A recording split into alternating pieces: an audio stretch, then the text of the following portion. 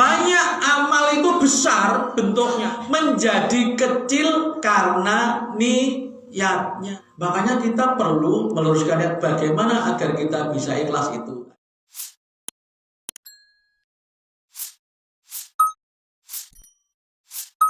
Seorang ulama yang bernama Imam Ibnul Mubarak berkata seperti ini dalam bahasa Arab. Rubba amalin sohirin tu'azimuhun niyah, wa rubba amalin kabirin tusohiruhun niyah.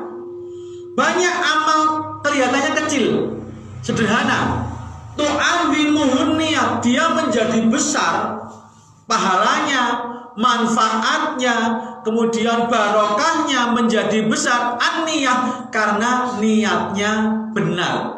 Rubba amalin kabirin tusohiruhun niyah. Banyak amal itu besar bentuknya, pakai modal uang, modal harta, modal waktu yang panjang, tapi tusohiruhun niyah, menjadi kecil karena niatnya. Kadang-kadang uang yang kayaknya banyak tapi niatnya salah, itu tidak berarti di hadapan Allah.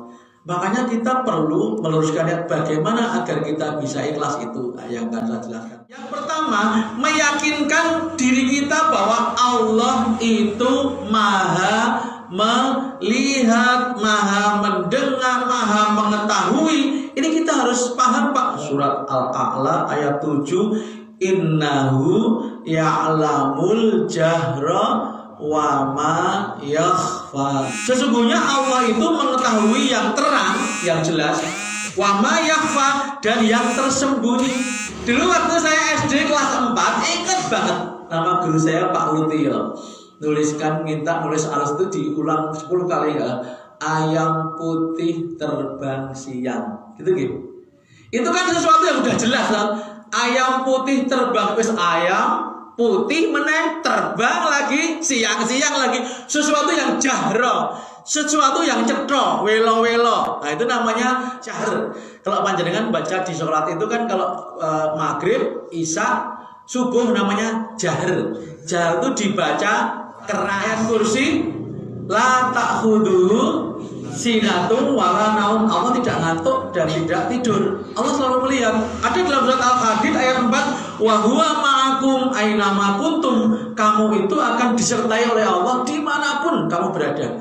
Allah selalu melihat kita dimanapun. Makanya kalau kita beramal, semboyannya adalah wakafa billahi syahida, dan cukuplah Allah yang menjadi saksi.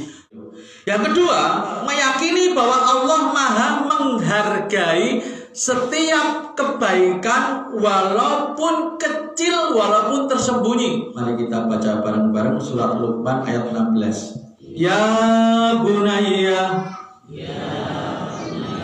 innaha intaku misqala habbatin min khardalin fatakun fi sakhratin aw fis samawati aw fil ardi ya'ti biha Allah. Innallaha latifun khabir. Innallaha latifun khabir.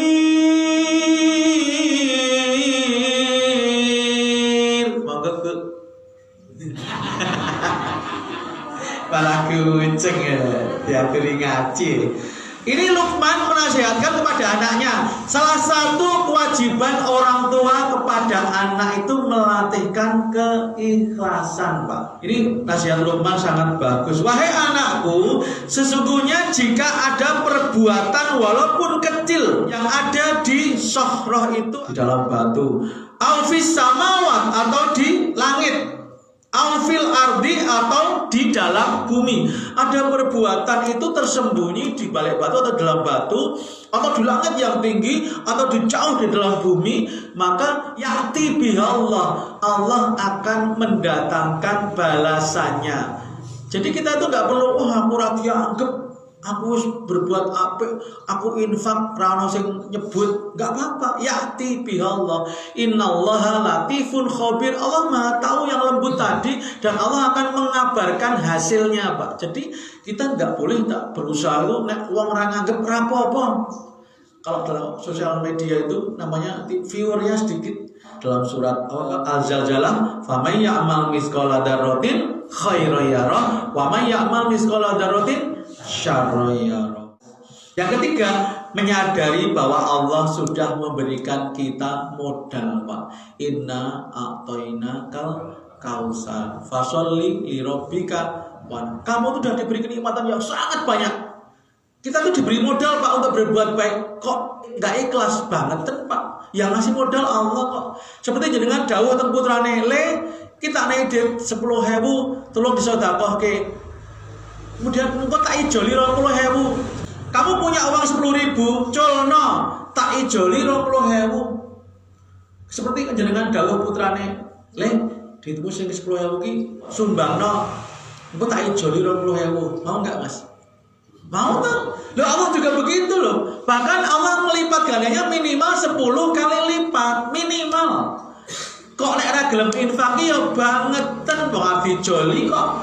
Allah memberi modal untuk kita berbuat baik. Ketika kita berbuat baik diganti lagi modalnya dengan yang lebih baik. Ngono kok ora gelem berarti ngeten. Ya itu, bangetan banget. Yang terakhir, yang keempat, meyakini bahwa setiap perbuatan itu akan kembali kepada si pelakunya. Kalau kita berbuat baik, itu kebaikan akan kembali kepada kita. Bapak-bapak pernah dengar yang namanya petinju Muhammad Ali? Kemudian Muhammad Ali pernah mengatakan seperti ini, kalau kamu itu berjalan di jalan yang benar, yang baik, pasti kamu akan dipertemukan dengan hal-hal yang baik dan orang-orang yang baik. Kalau Buya Hamka mengatakan, kalau kita itu mencari yang baik, kita akan dipertemukan dengan yang baik. Jadi kalau kita mencari sungguh-sungguh, kita akan ketemu, Pak. Pas hari Idul Adha kedua, saya sama istri itu ke rumah orang tua, Pak, di daerah Mayudan. Istri saya itu pengen banget gaduh-gaduh. Gaduh-gaduh, yaudah tutup nabi orang-orang. Dia kan karena pengen banget dan mencari sungguh-sungguh daerah Godian itu ketemu, Pak. Padahal warungnya cilik loh, Pak. Cilik delik. Jadi kalau kita itu sungguh-sungguh mencari, pasti akan ketemu. Kalau kita berbuat baik, pasti akan datang kepada kita yang baik-baik, Pak.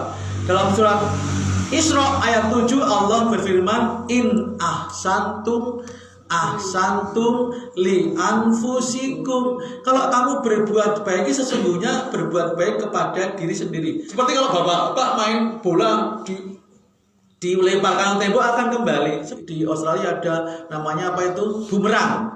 Nah, itu bumerang itu kalau dilemparkan akan kembali. Seperti juga kebaikan, Pak. Kebaikan itu tidak akan pernah kemana-mana. Kebaikan itu pasti akan kembali ke kita dan anak-anak cucu kita. Hati-hati, Pak. Kalau orang tua berbuat baik, anak-anak itu bisa akan dapat imbas kebaikannya. Mohon maaf, dan sebaliknya, kalau orang tua itu berbuat jahat, imbasnya bisa ke anak-anak. Anak-anak nggak dosa, Pak. Ketika orang tua berbuat salah, berbuat dosa, anak-anak itu nggak dosa, tapi imbasnya bisa kena.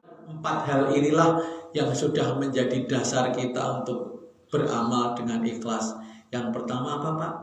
Allah Maha melihat setiap perbuatan kita. Yang kedua, Allah menghargai setiap amal kita walaupun kecil. Dan yang ketiga, Allah memberikan modal kepada kita, Pak. Kita sudah diberi modal kesehatan, ilmu, keluarga untuk berbuat baik. Dan Allah akan mengganti itu, Pak. Setiap kita menggunakan modal itu akan diganti. Dan yang terakhir, kita yakin bahwa setiap kebaikan atau keburukan itu akan kembali kepada pelakunya. Makanya banyak-banyaklah menabung kebaikan. Itu juga membuka rezeki anak-anak kita, Pak. kita berbuat baik kepada banyak orang, itu nanti anak kita juga akan menikmati, Pak. Kalau jenengan pengen putra-putra panjenengan itu diberi kemudahan, banyak-banyaklah jenengan juga berbuat baik. Hati-hati Pak, dampaknya bukan hanya kita. Banyak kurangnya mohon maaf. Assalamualaikum warahmatullahi wabarakatuh.